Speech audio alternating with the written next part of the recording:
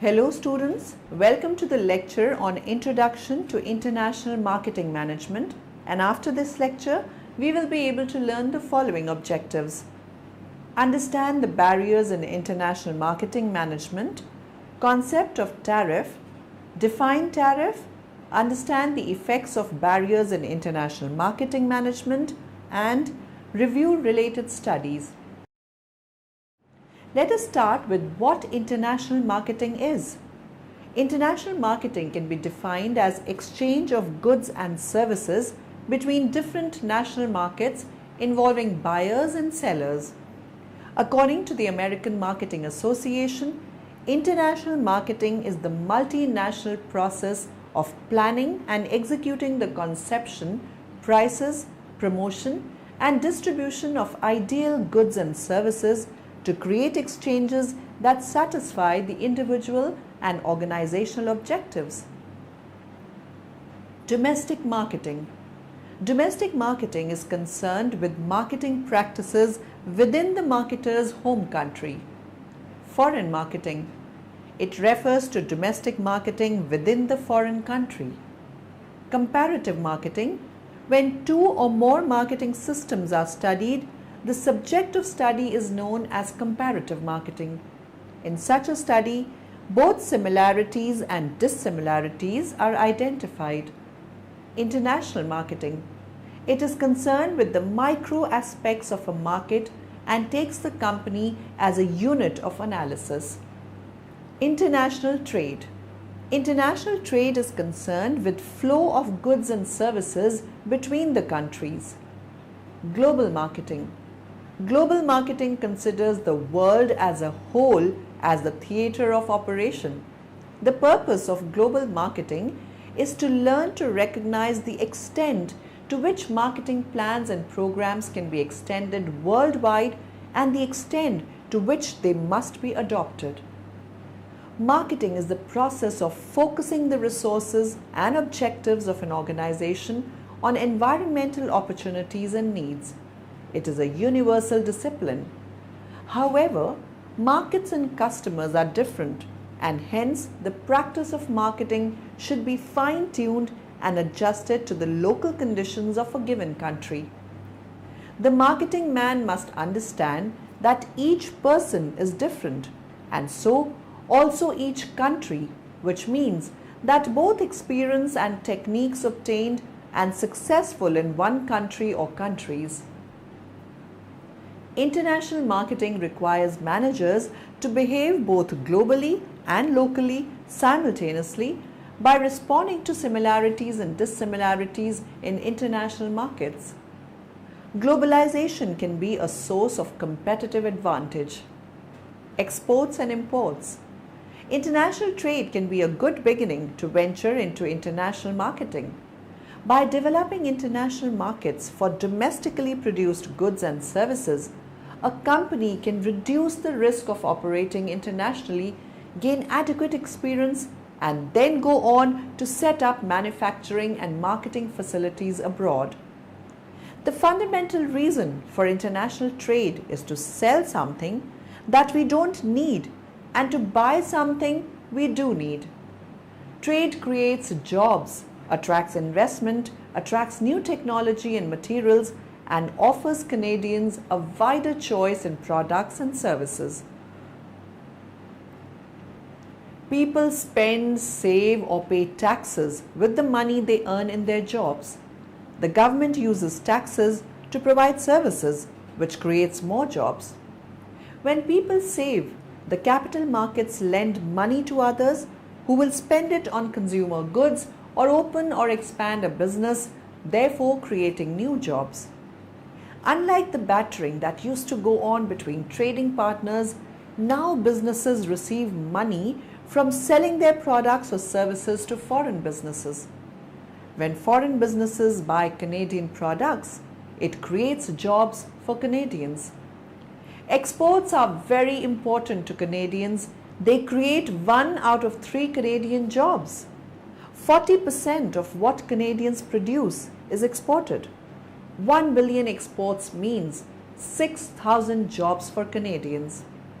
When trade is balanced, businesses remain profitable and may grow.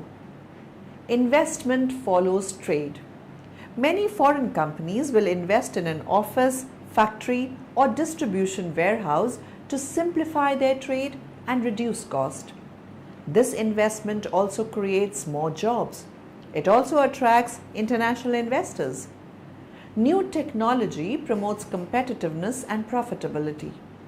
If a business could create a machine that works better, faster, or cheaper, or all three, then the business will have produced a more competitive product for national and international markets. The biotechnology industry in Canada is second only to the US. The global market has made it easy to buy and sell international goods. While this has benefits, it also presents a problem. Such trade can cause countries to be prosperous for a short time, but leads to economic exploitation, loss of cultural identity, and even physical harm. Great hardship can be caused. When people make poor decisions about land use or surplus production for export and do not take the general population's welfare into consideration. Culture is a major export in the world. It displays and promotes values and lifestyles worldwide. The culture consumer in other countries is sometimes overwhelmed by American ideas. Products also carry cultural ideas and messages. There are values of the culture that make the product. Maintaining safety standards, minimum wages, workers' compensation, and health benefits are all social welfare issues that cost business money. Precious commodities such as gold, diamond, oil, or farmland are so important for countries to have control that wars have been started, and as a result, people are killed. The term globalization has acquired considerable emotive force. Some view it as a beneficial process, a key to future world economic development, and also inevitable and irreversible. Others regard it with hostility, even fear, believing that it increases inequality within and between nations, threatens employment and living standards, and thwarts social progress. Global marketing is expansive, extensive, and complex. It can be seen as both a business strategy and an operation, as a force for good and or as the new imperialism. It can be embodied in companies or perceived as a phenomenon. Example, business globalization, the internet, etc. One view of global marketing is as a giant supply chain management system or an added value system. Global marketing arena is a complex issue. Marketing across political and cultural boundaries raises many questions, problems, and juxtapositions, rendering precise dentitions difficult. Typical issues center on the standardization, adaptation argument, locus of control, central or developed, and when exactly a multinational corporation focuses becomes a global one. The advent of new technologies, example the internet and the World Wide Web, mobile devices, digital TV, has opened up business and marketing opportunities in the development of innovative products and services and the creation of new values to consumers. For instance, conventional marketing and targeting techniques allow an organization to reach hundreds, thousands, or even tens of thousands of potential customers. But with a personal computer and a modem, the organization can reach a community of millions at a fraction of the cost. By 2012, eMarketer projects that over 1.7 billion people worldwide, 24.5%, will access the internet at least once per month. Nearly 50% of the world's internet population will live in the Asia-Pacific region. When large market segments can be identified, economies of scale in production and marketing can be important competitive advantages for global companies. transfer of experience and know-how across countries through improved coordination and integration of marketing activities. Marketing globally also ensures that marketers have access to the toughest customers. Diversity of markets served carriers with it additional financial benefits. Firms that market globally are able to take advantage of changing financial circumstances.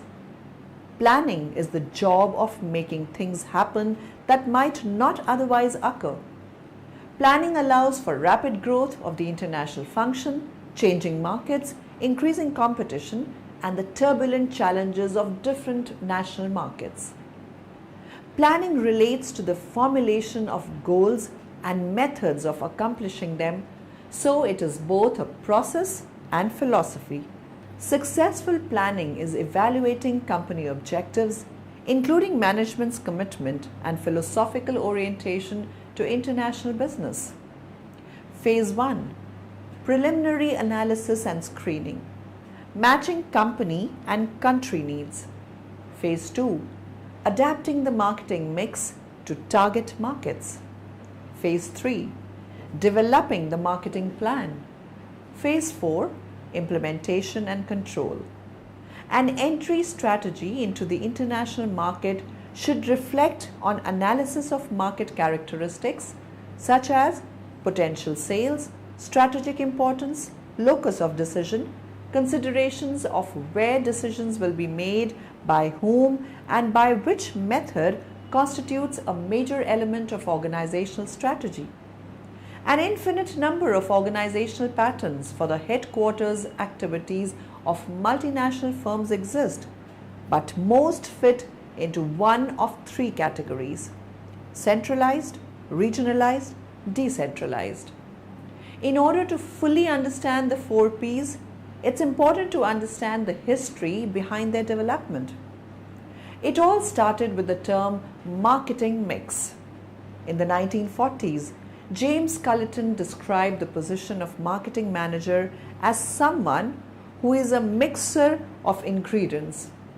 More than a decade later, Neil H. Borden published the concept of the marketing mix, which was an adaptation of Culliton's original theory. The marketing mix included product pricing, planning, branding, distribution channels, advertising, promotions, personal selling, packaging, display, servicing, physical handling, and fact-finding and analysis. It wasn't until E. Jerome McCarthy grouped each aspect into 4 categories, or the 4 Ps of marketing. Now let us find more about this video here. Now, if you were to take a formal class in marketing, which this is not, but I'm going to give you a little view of it, you'd probably take a textbook that has 4 Ps somewhere in the title or inside the textbook. How many have heard of the 4 Ps of marketing? Okay, a couple of you have. Well, the first P is the one you often think about because it's about your product or service. Now, product in marketing doesn't mean tangible personal property like this. A product can be a service, something you never touch or see, you just receive. Okay, so product is used in a broad sense. Sometimes I use the word offering so that you can understand that it's both. Some of you offer products and services to support it. But products should be pointing at the customer. It's what the customer needs that you're providing. Not just because you can build it. It's not like the movie, build it and they'll come. Products should be customer driven, not technology driven. Then place is another P. We'll be talking about place later. But place is simply a word. How do I get it from my place to your place? Or do you come to my place? It's distribution. They wanted 4 Ps, so they came up with the P word place for distribution. And there's a whole area of expertise about distribution. Promotion is sometimes what people think about in marketing. That's all the stuff that tells people that you have a new product or service and how to get it. And of course, then there's that final important P, price. What am I going to pay for it? Notice, all of these are pointing toward one thing, the customer. Here's what sometimes happens even with small businesses and sometimes large businesses. They forget about the center. they get all wrapped up in the ring around the edges. They all focused on their product or their distribution model or their promotion or their pricing model, and they forget to walk in the shoes of the customers. Sales promotions are activities that are usually short-term, designed to quickly stimulate demand by encouraging customers to purchase our products or services. These may include coupons, free samples, contests with attractive prizes, organizing demonstrations and exhibitions, interest-free periods, and temporary price reductions. The following factors should be considered to increase the success of our sales promotions. Develop a promotional plan or action plan that determines the promotion objectives, budget, and suitable time span, etc. Design a creative message that focuses on the unique selling proposition and clearly promotes the customer benefits of the offer. Always try to be conscious of any similar competitor offers and try and differentiate our promotion where possible. Ensure we maintain credibility by only offering what we can actually deliver. We don't want to fall short of the promise to customers and create customer dissatisfaction. Public relations, often referred to as PR, involves managing communication between our organization and any individual or group that is connected to or affected by it in some way. This could be our customers, suppliers, employees, government, or the general public. Public relations can have various goals, including education, building or improving a brand or image. The internet can be a great way to do business, especially with the increase in the number of people with access to online facilities. Online advertising is similar to print advertising in that it offers a visual message. However, it has some additional advantages in comparison to other modes of advertising. Now let us watch a video on marketing. What is marketing? There are plenty of common misconceptions about marketing, so before we get into what marketing really is, here are some examples of what it isn't. Number 1. First misconception. Marketing is evil. A lot of people think that marketing has no inherent value and that its only purpose is to separate people from their money. That is not the case. Of course, not everyone will agree with every part of every marketing campaign, but just because you don't like part of something doesn't mean that all of it is evil or even wrong. I mean, if you hate Brussels sprouts, it doesn't follow you think that every vegetable is a crime against nature, right? Now, we can assume that you don't fall prey to this particular myth. Most people who think marketing is evil only do so because they've been fooled by myth number 2. The second myth is that marketing is advertising.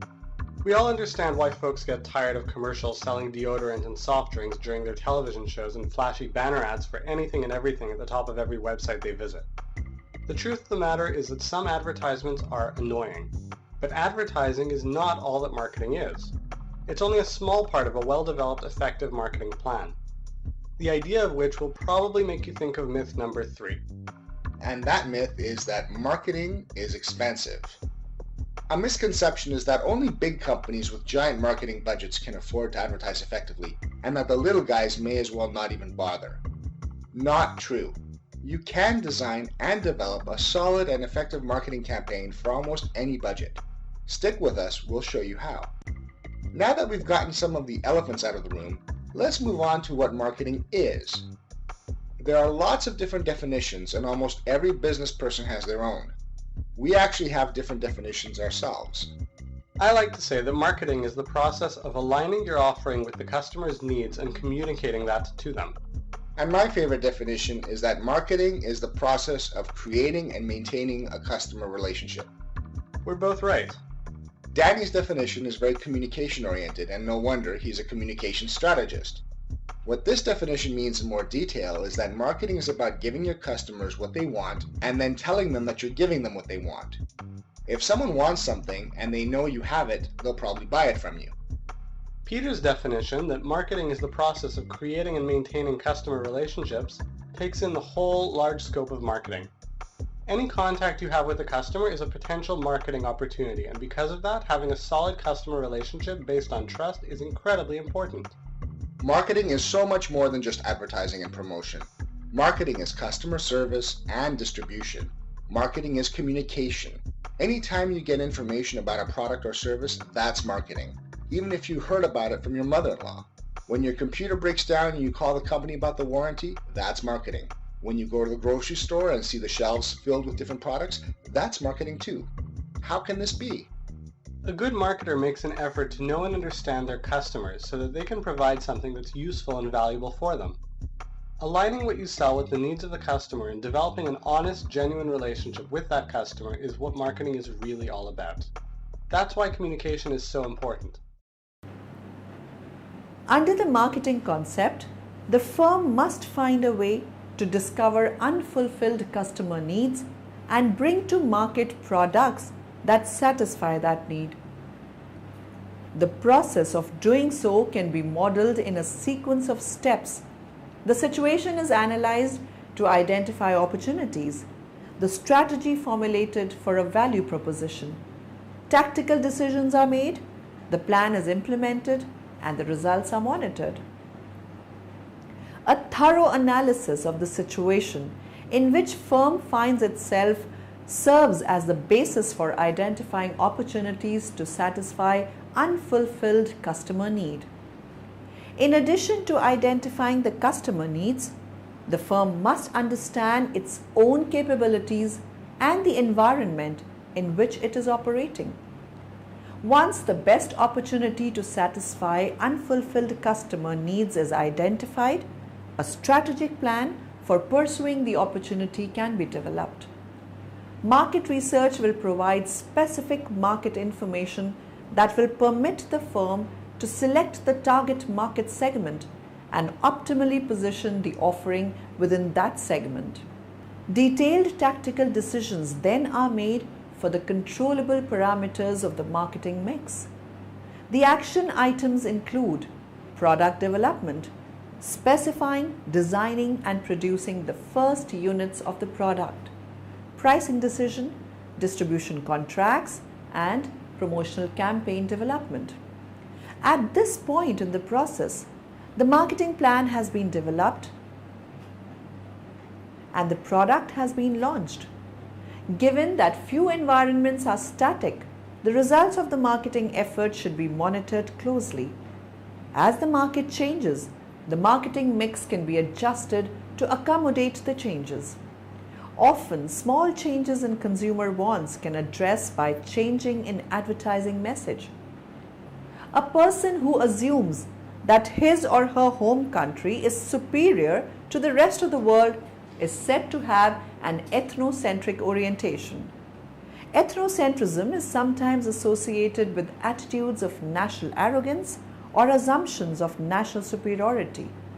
It can also manifest itself as indifference to marketing opportunities outside the home country. Company personnel with an ethnocentric orientation see only similarities in markets and assume that products and practices that succeed in the home country will be successful anywhere. The polycentric orientation is the opposite of ethnocentrism. The term polycentric describes management's belief or assumption that each country in which a company does business is unique. This assumption lays the groundwork for each subsidiary to develop its own unique business and marketing strategies in order to succeed. The term multinational company is often used to describe such a structure. In a company with a regiocentric orientation, a region becomes the relevant geographic unit. Management's goal is to develop an integrated regional strategy. What does regional mean in this context? A US company that focuses on the countries included in the North American Free Trade Agreement, NAFTA, namely the United States, Canada, and Mexico, have a regiocentric orientation. Some companies serve markets throughout the world but do so on a regional basis. A company with a geocentric orientation views the entire world as a potential market and strives to develop integrated global strategies. A company whose management has adopted a geocentric orientation is sometimes known as a global or transnational company. During the past several years, long-standing regiocentric policies at GM, such as those previously discussed, have been replaced by a geocentric approach. The term ethnocentrism refers to a traditional concept in social sciences. It has been widely used in psychology and sociology to investigate in group versus out-group conflicts and segregation between members of different cultural entities. Except for ethnocentrism, research in consumer behavior. However, this basic concept has not yet been applied to international management research.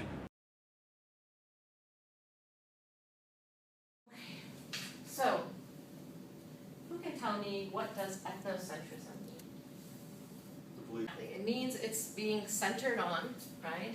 Like egocentric, centered on yourself. Ethnocentric, centered on your own ethnic groups, beliefs, practices, right? Now, we are all ethnocentric. All human beings are ethnocentric, right? It is a device that allows you to make decisions more quickly so that you can actually do things with your daily life, right? If you had to wake up every morning and say to yourself, wait a minute, what's an appropriate breakfast food? Is cereal an appropriate breakfast food? Is steak an appropriate breakfast food? Should I eat the cockroaches that have been harassing me in the kitchen? Which of these things are breakfast? You would never finish your breakfast and make it to WSU, right? So what ethnocentrism does is it narrows your possible choices so that you don't have to question what is good or bad in every movement you make, right? But it also limits us, especially when we are in contact with people who have different ideas than we do, right?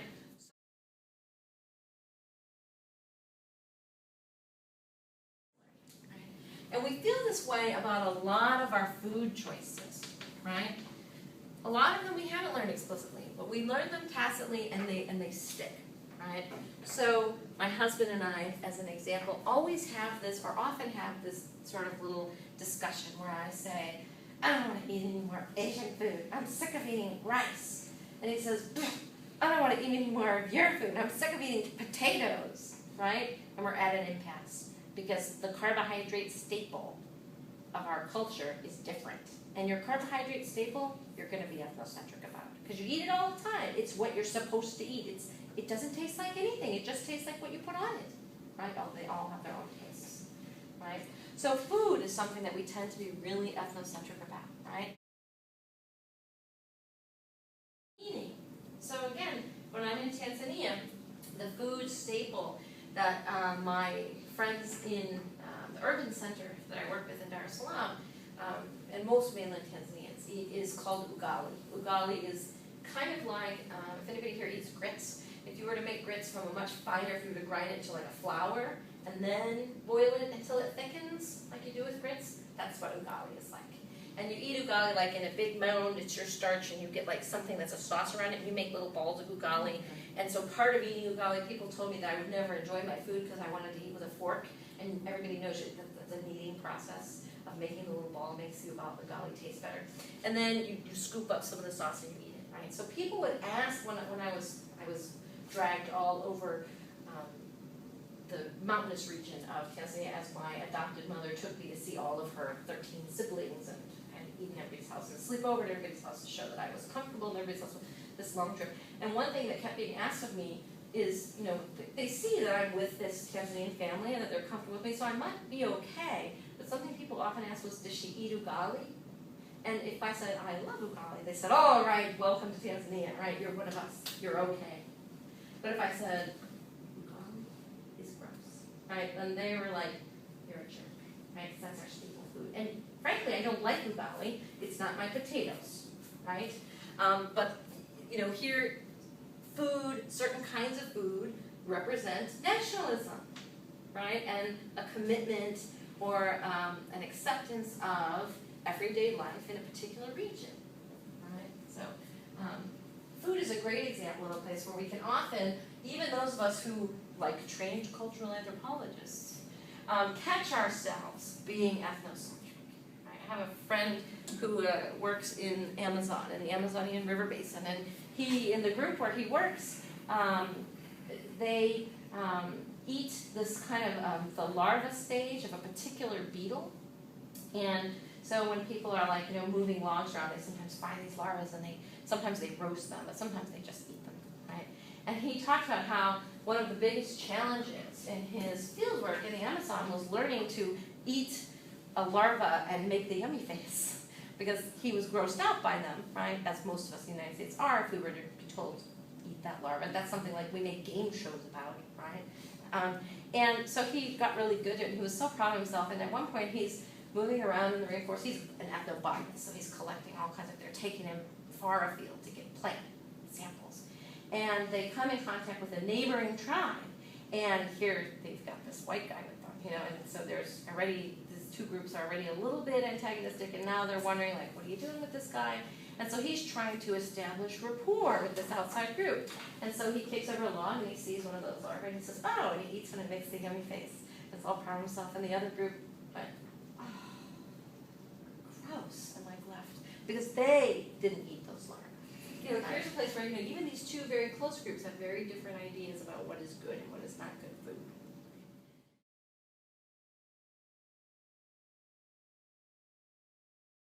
So there's lots of behaviors that we do inadvertently that are ethnocentric. If you guys give me an essay, sometimes you'll get it back with something circled saying, this is a little ethnocentric. Particularly when we use certain terms, like we say in primitive cultures, or oftentimes people use the term tribe or tribal as a pejorative term. There is an anthropological use of that. It's been absorbed into the anthropological sort of jargon, but the way that people colloquially use these words oftentimes is in a pejorative way, right? All those primitive people, right? This is ethnocentric. There's an assumption of hierarchization in the way that that is used. The term ethnocentrism stems from a more general concept developed by Sumner. In the beginning, ethnocentrism was a purely sociological construct describing in-group versus out-group conflicts. Sumner defines ethnocentrism as view of things in which one's group is the center of everything and others are scaled and rated with reference to it. Each group nourishes its own pride and vanity, boasts itself superior, exalts its own divinities, and looks with contempt on outsiders.